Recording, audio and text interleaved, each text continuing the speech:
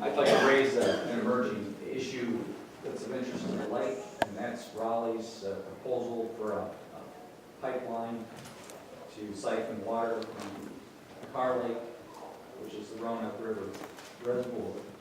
And I present that to you as an issue because the water is our value here in this county. And at the same time, I'd like to offer a solution. The way to encourage conservation of water consumption is probably to raise the price, as tough as that sounds. And one way to increase entrepreneurial businesses is for the state to maybe encourage financial incentives that could bring in a desalinization plant somewhere along the coast that could provide water not only for Raleigh but for the state of North Carolina, as they do in Mexico, as they do in the military on battleships throughout the world, and create jobs, provide water, blend the cost of the desalinization water with the natural supply to naturally encourage people to pay attention to their consumption. And obviously we're not in favor of seeing water stolen from our watershed to the south or to the north, and we would like to help in that whole thing. I would like to recognize Representative Ray is back in the room, and he is serving on the Roanoke River Basin Committee appointed by the I know exactly what you're talking about when Raleigh tried to take in fact, they had applied 8 years ago for all the water, available water in Kerr Lake that was available to be used. And as I understand it, that application has run out and was not approved, and if they want to do so later, they would have to reapply. I was not on that Roanoke River Basin. It's one of those places I went to.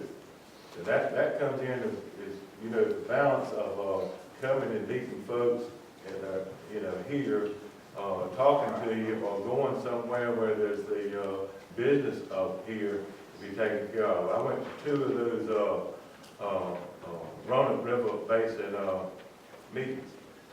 Right now, the Army Corps of Engineers has control over who gets the water and what gets it for the application. They don't like having that authority, and there is negotiations going on between Virginia and North Carolina right now as to how that water would be dispersed and used, and they have to come up with a plan. And I was there listening, and there were several different alternatives to how they would do it, some being modifications of what they got now, some being totally different, whether perhaps they would split up the who has access to amount of water depending on the 2 states. Knowing that Lake Gaston has folks in it from both sides of the lake, I would like to say that the first meeting they had, Virginia came in and said they wanted control of 75% of the water. They were saying that 75% of the lake is on the Virginia side. All of that is up for obvious negotiation and bargaining and a lot of talk, because you talk to somebody else, they say, well, it's deeper on the North Carolina side, so the volume is greater, so North Carolina should have. Somebody else may figure out the coastline up every little creek and thing and say, well, we got more, so eventually, I think these bodies assigned to attend to that important work will come up with a good solution. But I agree with you that it is important and it needs to be protected. It is one of the most important things we have to protect for our future.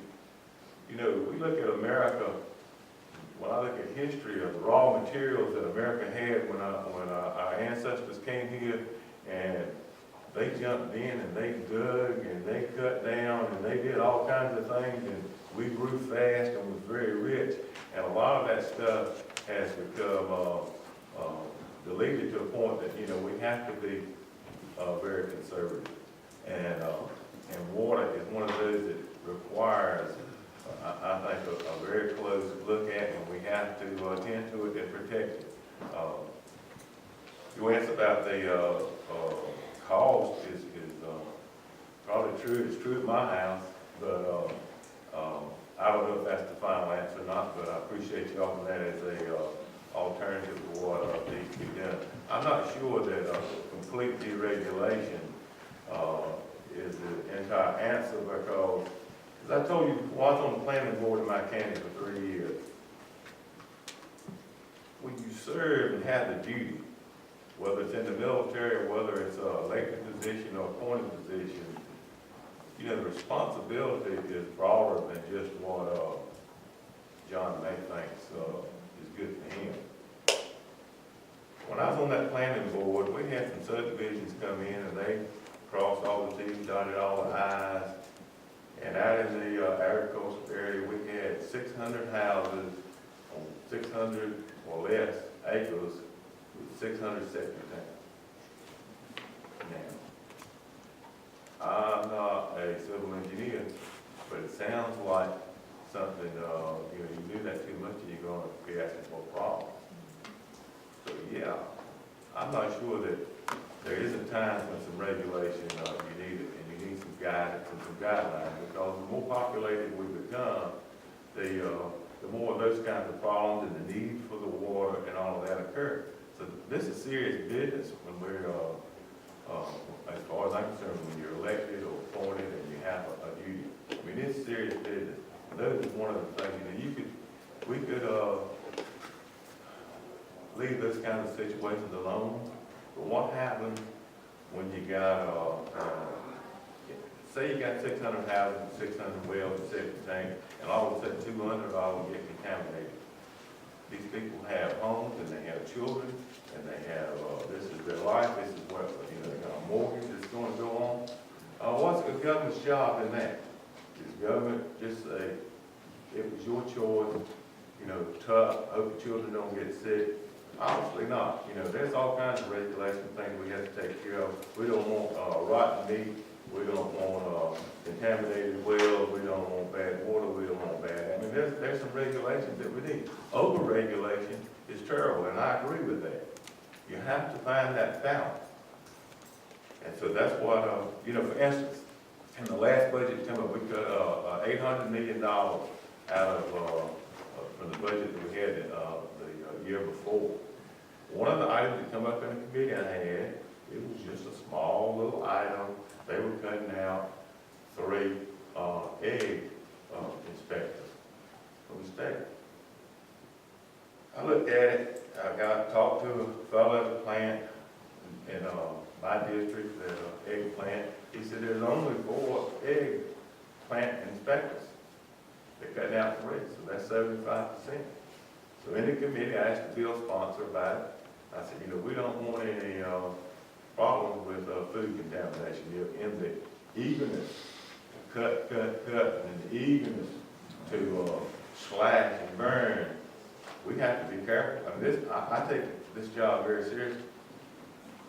And the answer I got was, I mean, the surprise look on the bill sponsor was, I was asking about this little item, this very, very small item, and the answer came back to me that the Commission of Agriculture, Troxel, whom I respect, he's from another party, I respect him, had determined that this was safe and going to be safe. And I felt confident in his answer and direction.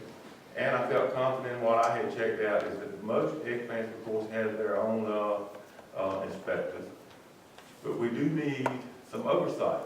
It really made me think about it when, what was it, a month and a half ago or so, they had the problem out west with the eggplants that was contaminated and had salmonella poison. And, you know, we're talking about the chance of people dying. So those are some issues. I got off of your water question a little bit, but I want you to understand how I feel and what John May is about and how I want to represent you.